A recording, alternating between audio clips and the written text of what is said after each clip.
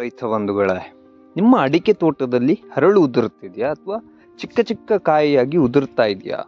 ಎಷ್ಟು ಗೊಬ್ಬರ ಹಾಕಿದ್ರೂ ಫಲಿತಾಂಶ ಎನ್ನುವಂಥದ್ದು ಬರ್ತಾ ಇಲ್ವಾ? ಸತ್ಯ ಹೇಳಬೇಕಂದ್ರೆ ಬಹಳ ಜನ ಒಂದು ದೊಡ್ಡ ತಪ್ಪು ಮಾಡ್ತಾರೆ.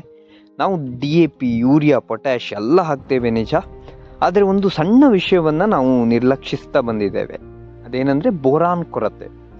ಅಡಿಕೆಗೆ ಬೋರಾನ್ ಎನ್ನುವಂಥದ್ದು ಬಹಳ ಮುಖ್ಯವಾಗಿರುವಂಥದ್ದು.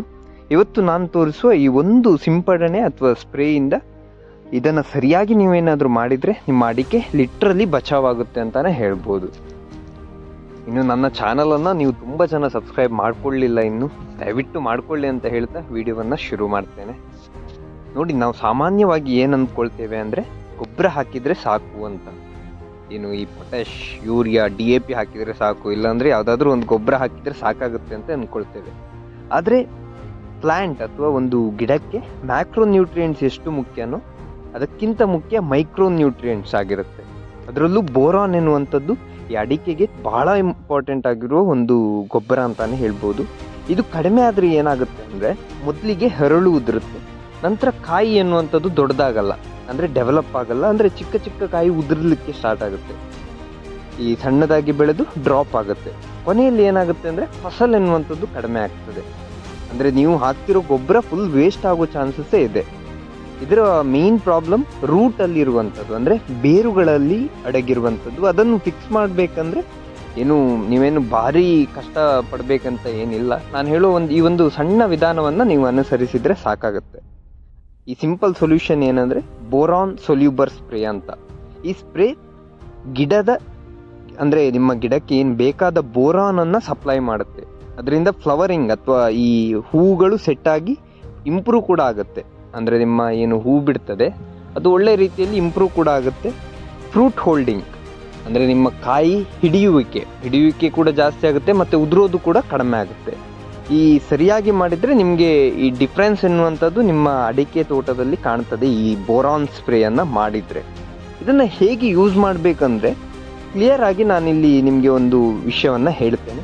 ನೀವು 1 ಲೀಟರ್ ನೀರಿಗೆ ಸುಮಾರು 1 ಗ್ರಾಮ್ ಬೋರಾನ್ ಸೊಲ್ಯೂಬರ್ ಮಿಕ್ಸ್ ಮಾಡಬೇಕು. ಅಂದರೆ ಏನಾದರೂ ನೀವು 10 ಲೀಟರ್ ನೀರು ಯೂಸ್ ಮಾಡಿದರೆ 10 ಗ್ರಾಮ್ ಸಾಕಾಗುತ್ತೆ ಈ ಬೋರಾನ್ ಸೊಲ್ಯೂಬರ್.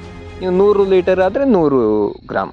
ಇದೇ ರೀತಿ ಇಲ್ಲಿ ಒಂದು ಮುಖ್ಯ ವಿಷಯ ಏನಂದರೆ ಹೆಚ್ಚು ಹಾಕಲಿಕ್ಕೆ ಹೋಗಬೇಡಿ. ನಾನು ಹೇಳಿದ ಪ್ರಮಾಣವನ್ನೇ ಹಾಕಿ. ಹೆಚ್ಚು ಹಾಕಿದರೆ ಹೆಚ್ಚು ರಿಸಲ್ಟ್ ಅಂತ ಅಂದ್ಕೊಳ್ತಾರೆ ತುಂಬ ಜನ. ಆ ರೀತಿಯೆಲ್ಲ ಆಗಲ್ಲ.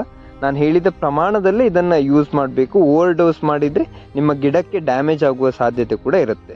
ಈ ಸ್ಪ್ರೇ ಮಾಡಬೇಕಾದ ಸಮಯವೂ ಕೂಡ ಬಹಳ ಮುಖ್ಯವಾಗಿರುವಂಥದ್ದು. ಒಂದು ಬೆಳಿಗ್ಗೆ ಅಥವಾ ಸಂಜೆ ಸಮಯದಲ್ಲಿ ಮಾಡಿದರೆ ನಿಮಗೆ ಒಂದು ಉತ್ತಮ ರಿಸಲ್ಟ್ ಎನ್ನುವಂಥದ್ದು ಸಿಗುತ್ತೆ. ಕಡು ಬಿಸಿಲಿನಲ್ಲಿ ಅಂದರೆ ಮಧ್ಯಾಹ್ನದ ಬಿಸಿಲಿನ ಸಂದರ್ಭದಲ್ಲಿ ಇದನ್ನು ಸ್ಪ್ರೇ ಮಾಡಲಿಕ್ಕೆ ಹೋಗಬೇಡಿ. ಇದು ಪ್ರಾಪರ್ ಆಗಿ ನಿಮ್ಮ ಕಾಯಿಗಳು ಅಥವಾ ಹೂಗಳು ಇದನ್ನು ಅಬ್ಸರ್ವ್ ಮಾಡ್ಕೊಳ್ಳಲ್ಲ. ಇದನ್ನು ಸ್ಪ್ರೇ ಮಾಡುವುದು ನೀವು ಹೇಗೆ ಮೈಲ್ತುತ್ತು ಅಥವಾ ಸುಣ್ಣವನ್ನು ಸ್ಪ್ರೇ ಮಾಡ್ತೀರೋ ಅದೇ ರೀತಿ ಇದನ್ನು ಕೂಡ ಸ್ಪ್ರೇ ಮಾಡುವಂಥದ್ದು. ಹಾಗೆಯೇ ಇದನ್ನು ಸ್ಪ್ರೇ ಮಾಡುವ ಸಮಯ ಕೂಡ ಇಂಪಾರ್ಟೆಂಟ್ ಆಗಿರುತ್ತೆ. ಹಾಗೆಯೇ ನಿಮ್ಮ ಗಿಡ ಏನಿದೆ ಅಡಿಕೆ ಗಿಡ ಅದು ಹೂ ಬಿಡುವ ಸಂದರ್ಭದಲ್ಲಿ ಇದನ್ನು ಸ್ಪ್ರೇ ಮಾಡುವುದು ಉತ್ತಮ. ಅಂದರೆ ಹರಳು ಬರಲಿಕ್ಕೆ ಸ್ಟಾರ್ಟ್ ಆಗ್ತದೆ ಅನ್ನುವ ಸಂದರ್ಭದಲ್ಲಿ ಇದನ್ನು ಸ್ಪ್ರೇ ಮಾಡಬೇಕಾಗುತ್ತೆ. ಮತ್ತೆ ಒಂದು ಸಲ ಮಾಡಿ ಬಿಡಬೇಡಿ ಈ ಸ್ಪ್ರೇಯನ್ನು. 15-20 ದಿನಗಳಿಗೊಮ್ಮೆ ಮತ್ತೊಮ್ಮೆ ರಿಪೀಟ್ ಮಾಡಿ. ಒಂದು ಸಲ ಇವತ್ತು ಸ್ಪ್ರೇ ಮಾಡಿದರೆ ಇನ್ನೊಂದು 15-20 ದಿನ ಬಿಟ್ಟು ಇನ್ನೊಂದು ಸ್ಪ್ರೇಯನ್ನು ಮಾಡಲಿಕ್ಕೆ ಹೋಗಿ. ಇದರಿಂದ ಫ್ಲವರಿಂಗ್ ಸ್ಟೇಜ್ ಅಂದರೆ ಹೂ ಬಿಡುವ ಸಂದರ್ಭದಲ್ಲಿ ಮಾಡಿದರೆ ಇದೊಂದು ಸೂಪರ್ ರಿಸಲ್ಟನ್ನು ನಿಮಗೆ ಖಂಡಿತವಾಗಿ ಕೊಡ್ತದೆ. ಇನ್ನು ಈ ಬೋರಾನ್ ಸಾಲ್ಯುಬರ್ ಸ್ಪ್ರೇಯನ್ನು ಯೂಸ್ ಮಾಡುವಾಗ ಕೆಲವೊಂದು ರೈತರು ಈ ತಪ್ಪುಗಳನ್ನು ಮಾಡ್ತಾರೆ. ಈ ತಪ್ಪುಗಳನ್ನು ನೀವು ಮಾಡಲಿಕ್ಕೆ ಹೋಗಬೇಡಿ. ಮೇಯ್ನಾಗಿ ಏನಂದರೆ ನಾನು ಆಗಾಗಲೇ ಹೇಳಿದಾಗೆ ಡೋಸನ್ನು ಜಾಸ್ತಿ ಮಾಡ್ತಾರೆ. ಅಂದರೆ ಈ ಬಳಸುವ ಪ್ರಮಾಣವನ್ನು ಹೆಚ್ಚಿಸ್ತಾರೆ. ನಾನು ಹೇಳಿದ ಪ್ರಮಾಣ 1 ಲೀಟರ್ಗೆ 1 ಗ್ರಾಮ್, ಈ ಪ್ರಮಾಣವನ್ನೇ ನೀವು ಬಳಸಿ. ಇನ್ನು ಕೆಲವರು ಬಿಸಿಲಿನ ಸಮಯದಲ್ಲಿ ಸ್ಪ್ರೇ ಮಾಡ್ತಾರೆ. ಬಿಸಿಲಿನ ಸಂದರ್ಭದಲ್ಲಿ ಸ್ಪ್ರೇ ಮಾಡುವುದು ಅಷ್ಟು ಉತ್ತಮ ಅಲ್ಲ. ಸ್ಪ್ರೇ ಮಾಡಲಿಕ್ಕೆ ಕೂಡ ಹೋಗಬೇಡಿ. ಇನ್ನು ಕೆಲವರು ಒಂದೇ ಸಲ ಮಾಡಿ ರಿಸಲ್ಟ್ ಎಕ್ಸ್ಪೆಕ್ಟ್ ಮಾಡ್ತಾರೆ. ಅಂದರೆ ಒಂದು ಸಲ ಮಾಡಿ ಓಕೆ ಏನೂ ಆಗಲ್ಲ, ಇನ್ನು ನನ್ನ ಈ ಇಳುವರಿ ಅನ್ನುವಂಥದ್ದು ಸೇಫ್ ಆಗಿದೆ ಅಂತ ಅಂದ್ಕೊಳ್ತಾರೆ. ಆ ರೀತಿ ಮಾಡಲಿಕ್ಕೆ ಹೋಗಬೇಡಿ. ಒಂದು ಸಲ ಸ್ಪ್ರೇ ಮಾಡಿದರೆ ಏನಾಗಲ್ಲ, ಕನಿಷ್ಠ 2 ಬಾರಿ ಆದರೂ ನೀವು ಈ ಸ್ಪ್ರೇಯನ್ನು ಮಾಡಲೇಬೇಕು.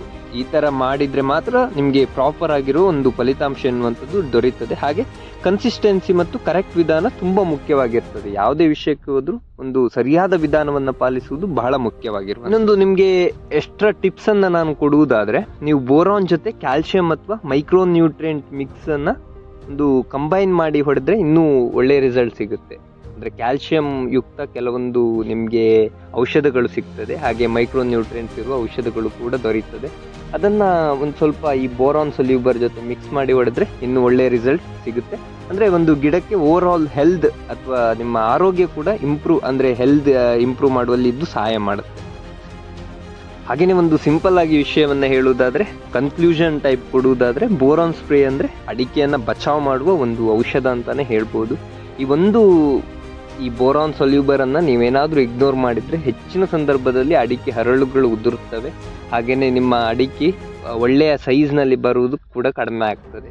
ಹಾಗಾಗಿ ಇದನ್ನು ಯಾವುದೇ ಕಾರಣಕ್ಕೂ ಇಗ್ನೋರ್ ಮಾಡಲಿಕ್ಕೆ ಹೋಗಬೇಡಿ. ನಾನು ಇದರ ಕುರಿತಾಗಿ ಮುಂಚೆ ಕೂಡ ಒಂದು ಚಿಕ್ಕ ವಿಡಿಯೋವನ್ನು ಕೂಡ ಮಾಡಿದ್ದೇನೆ, ಅಂದರೆ ಇದನ್ನು ಇನ್ಕ್ಲೂಡ್ ಮಾಡಿ. ಆದರೆ ಇದೊಂದು ಸಂಪೂರ್ಣ ಮಾಹಿತಿ ಇದರ ಬಗ್ಗೆ. ಈ ಮಾಹಿತಿ ನಿಮಗೆ ಯೂಸ್ಫುಲ್ ಅನಿಸಿದರೆ ಲೈಕ್ ಮಾಡಿ, ನಿಮ್ಮ ರೈತ ಮಿತ್ರರಿಗೂ ಕೂಡ ಈ ವಿಡಿಯೋವನ್ನು ಶೇರ್ ಮಾಡಿ, ಅವರಿಗೂ ಕೂಡ ಹೆಲ್ಪ್ ಆಗ್ಬೋದು. ಇನ್ನಷ್ಟು ಈ ರೀತಿಯ ಕೃಷಿ ಟಿಪ್ಸ್ ಅಥವಾ ಮಾಹಿತಿಗಾಗಿ ನನ್ನ ಚಾನಲ್ ನಿರುತ್ತರವನ್ನು ದಯವಿಟ್ಟು ಸಬ್ಸ್ಕ್ರೈಬ್ ಮಾಡಿಕೊಳ್ಳಿ. ಹಾಗೆಯೇ ನೆಕ್ಸ್ಟ್ ವಿಡಿಯೋದಲ್ಲಿ ಸಿಗೋಣ. ಧನ್ಯವಾದಗಳು.